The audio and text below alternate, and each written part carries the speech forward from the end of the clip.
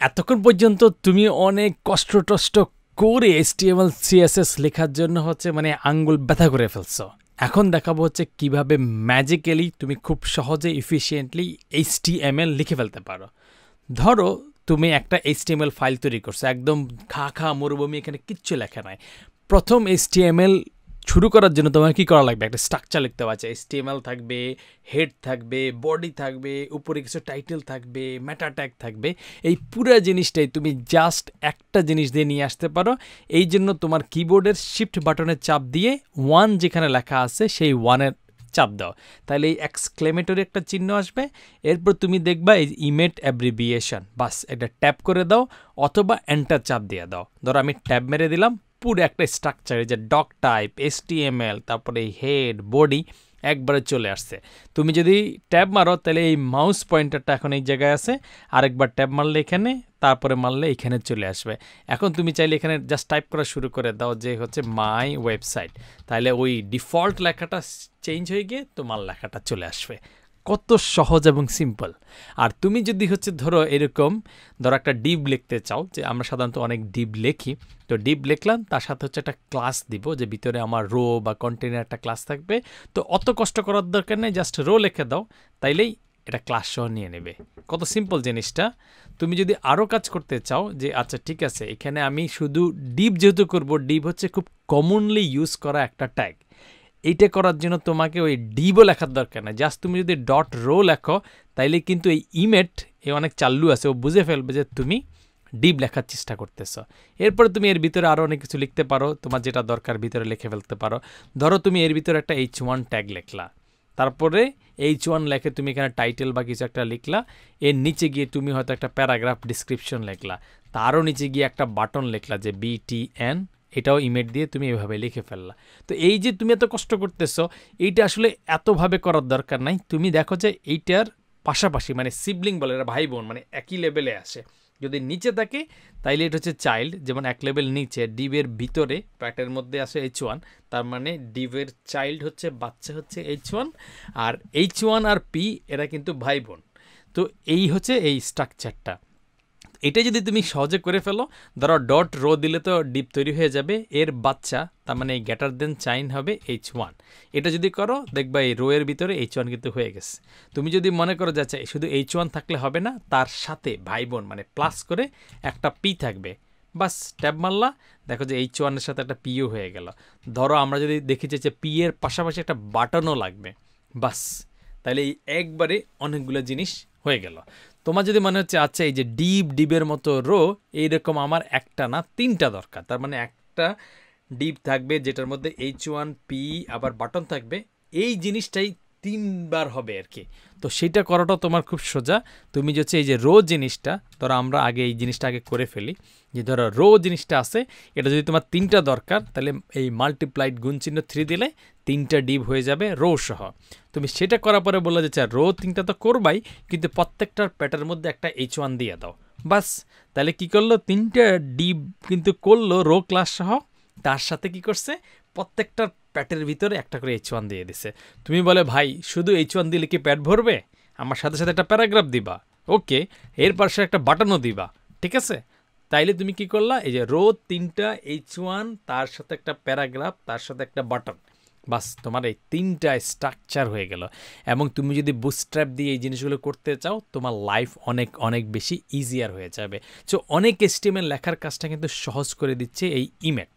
এই ইমেট দিয়ে তুমি আরও অনেক কিছু করো। ধরো তুমি এই যে UL লিখে তুমি অ্যালাই করলা, ধরো তোমার 5টা অ্যালাই দরকার, এবং প্রত্যেকটা অ্যালাইয়ের ভিতরে একটা করে অ্যাঙ্কর দরকার, বাস ট্যাপ দিবা হয়ে যাবে।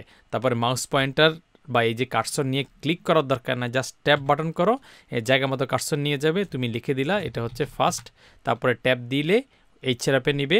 ওখানে যদি তুমি কিছু লিখতে চাও যে google.com, তারপরে আবার ট্যাপ দিলা, তারপরে ওই সেকেন্ডটাতে চলে যাবে। এরপরে তুমি যদি ট্যাব মারো, ওখানে যদি লিখতে চাও লিখলা, না লিখলে তার পরেরটা দিবা, এটা না লিখতে চাইলে পরে যদি লিখতে চাও রেখে দিলা, ট্যাব মারলা, এখানে এসে বলে দিলা লাস্ট। তারপরে তোমার যেখানে যেখানে দরকার ওই ইমেট বুঝে যে আচ্ছা এটার পরে সে কোন জায়গায় লিখবে, তাকে ধরে কিন্তু এই HRF ভিতরে এইটার ভিতরে ওইখানে নেওয়ার দরকার নাই। তার এই পুরো জিনিসটা করাটা ইমেট অনেক বেশি সহজ করে দিছে। তো তোমার কাছে মনে হলো আচ্ছা আমি একটা ডিপ বানাবো, এখানে আমার 2খান ক্লাস লাগবে বা 3খান ক্লাস লাগবে, কোনো টেনশনের কারণ নাই। তুমি যেহেতু ডিপ লিখবা তাহলে তুমি লিখবা ডট রো, তারপরটা দিবা ডট কন্টেইনার, তারপরে তুমি যদি আরেকটা কিছু একটা থাকে ডট হচ্ছে শ্যাডো, এরকম 3টা ক্লাস ট্যাব মারলা। ওই ইমেজ বুঝে যে তোমার 3টা ক্লাস তৈরি হবে, প্রত্যেকটার মাঝখানে একটু করে গ্যাপ থাকবে, তোমার লাইফ অনেক সোজা করে দেবে। আর তুমি যদি মনে করো যে আচ্ছা এটা আমার আসলে একটা প্যারাগ্রাফ হবে, তাইলে তুমি করতে পারো এই প্যারাগ্রাফ, তারপরে ডট শ্যাডো, তারপরে তুমি যদি হচ্ছে ডট অন্য কিছু দিয়ে দাও, যে ডট মেবি হেডার বা কিছু একটা দিয়ে দিলা, ট্যাব মেরে দিলা, তাহলে যে প্যারাগ্রাফ হয়ে গেল।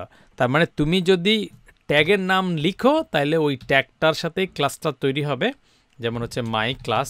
আর যদি তুমি ট্যাগের নাম না লিখো তাহলে ডিফল্ট হিসাবে ধরে নেবে এটা একটা ডিপ।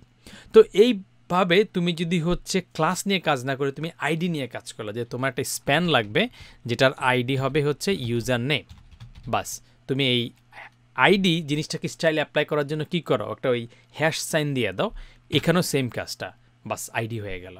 তো এটা শুধুমাত্র তুমি যে স্প্যানের জন্য না, ধরো তোমার একটা ইনপুট লাগবে, তুমি এটা কী ধরনের ইনপুট, এটা হচ্ছে তোমার পাসওয়ার্ড টাইপের ইনপুট, যে পাসওয়ার্ড লেখাগুলো যে ডট ডট ডট দেখাবে, তো তুমি ইনপুট দেখে পি লিখে ট্যাব মেরে দাও, বাস পাসওয়ার্ড টাইপের একটা ইনপুট ট্যাগ হয়ে গেল। কত সিম্পল সহজ, তাই না? তো এই টাইপের আরও প্রচুর জিনিস আছে, শুধুমাত্র HTML না, CSS এবং অনেক কিছু তোমার লাইফ ইজিয়ার করে দেয় ইমেট। তো সব কিছু বলতে গেলে আজকের রাত দিন সব শেষ হয়ে যাবে। তো এটা না করে আমরা গুগলে যাব, গিয়ে একটা জিনিস সার্চ দেব, যেটা হচ্ছে ইমেট চিট শিট। এই চিট শিট মানে হচ্ছে একটা শিটের মধ্যে সব কিছু একবারে লেখা আছে। এইটাতে সার্চ দিলে তুমি এই পেজটা পাবা, যেখানে ইমেট চিট শিট, এখানে চলে যাবা docs.imet, তার মানে ইমেটের অফিসিয়াল সাইটে চলে গেলে সেখানে তুমি কিছু কিছু একটা সময় ফ্রি সময় তুমি দেখে নিলা যে আচ্ছা কীভাবে করা যাইতে পারে। এরপরে তুমি মাঝে মধ্যে এগুলো মনে রাখলা, প্র্যাকটিস করলা। এই যে আমি একটা বলছিলাম ULLI 5টা, বা তুমি এই যে এই হ্যাশ দিয়ে হচ্ছে তুমি আইডি বানাই নিলা, এই যে এখানে আইডি বানিয়ে ফেলছে, এখানে অন্য জিনিস করে ফেলছে, এখানে এই যে তোমার অনেকগুলা আরও অ্যাডভান্স জিনিস করতে পারে। এই HTML এর যে আমি ব্যাঙ্ক সাইনটা দেখাচ্ছি এটা এখানে, এই অ্যাঙ্কর, তুমি যদি যে লিঙ্ক তৈরি করো, আমরা অনেক সময় লিঙ্ক তৈরি করি, তো লিঙ্ক যদি তৈরি করি বাই ডিফল্ট লিঙ্ক মানে হচ্ছে CSS এর ফাইলটাকে অ্যাটাচ করব। তুমি যদি এমনি লিঙ্ক লেখো তাইলে একটা রিলেশন দিয়ে তৈরি করে দিচ্ছে। আর তুমি যদি লিঙ্ক ডট সিএসএস যেটা আছে ডট সিএসএস দাও, তাইলে তোমার বলে দিবে যে স্টাইল ডট সিএসএস একটা ডিফল্ট নামও তোমাকে বসাই দিবে। তার মানে তুমি যদি স্টাইল ডট সিএসএস ফাইলটা বানাও তাহলে তোমার আর কষ্ট করে ওই যে ফাইলের নামও এখানে লেখা লাগবে না, এত সহজ করে দিচ্ছে তোমার লাইফটাকে। সো ওয়েব ডেভেলপমেন্ট বা প্রোগ্রামিং যত কঠিনই মনে হয়, সহজ করে দেওয়ার জন্য এরকম অনেক টুল আছে। এই যে তুমি আরও নিচে গেলে হচ্ছে তুমি সিএসএস রিলেটেড জিনিসও জানতে পারবা, যে সিএসএস স্টাইলগুলো লেখার জন্য এই যে ব্যাকগ্রাউন্ড কালার অথবা হচ্ছে তুমি বর্ডার রেডিয়াস, ব্যাকগ্রাউন্ড রিপিট, এরকম অনেক জিনিস তুমি শর্টকাটে লেখার সিস্টেম এই ইমেট দিয়ে ইউজ করতে পারবা। সো এই ইমেট জিনিসটা বাই ডিফল্ট ভিজুয়াল স্টুডিও কোডের মধ্যে দেয়া আছে, তোমার কষ্ট করে কিছু ইনস্টল করা লাগবে না, just visual studio code install করলেই এটা ফ্রি পেয়ে যাবা। এবং এটা কিভাবে শর্টকাটে কী করে এই জিনিসগুলো জানা থাকলে তোমার প্রোডাক্টিভিটি টাইপিং অনেক গুণ বেড়ে যাবে। দুনিয়া যত ফাস্টার টাইপিংয়ের আসুক না কেন, তুমি যদি এইভাবে একটা হচ্ছে ধরো ডিপ লেখে এটা সেটা করে ট্যাব মেরে দাও, এইটাকে সে আর বিট করতে পারবে না। সো এই ইন্টারেস্টিং জিনিসগুলো মাথায় রাখবা, যখন দরকার পড়বে মাঝে মধ্যে চিটশিটটা দেখে নিবা, তাহলে তোমার HTML লেখার স্পিডটা অনেক বেশি ইমপ্রুভ করবে। এটা ছিল এই ভিডিওর কথা। আর অন্য ভিডিওতে আমরা অন্য হ্যাকস বা শর্টকাট নিয়ে আলোচনা করব। আপাতত এই পর্যন্ত থাকলো। All the best.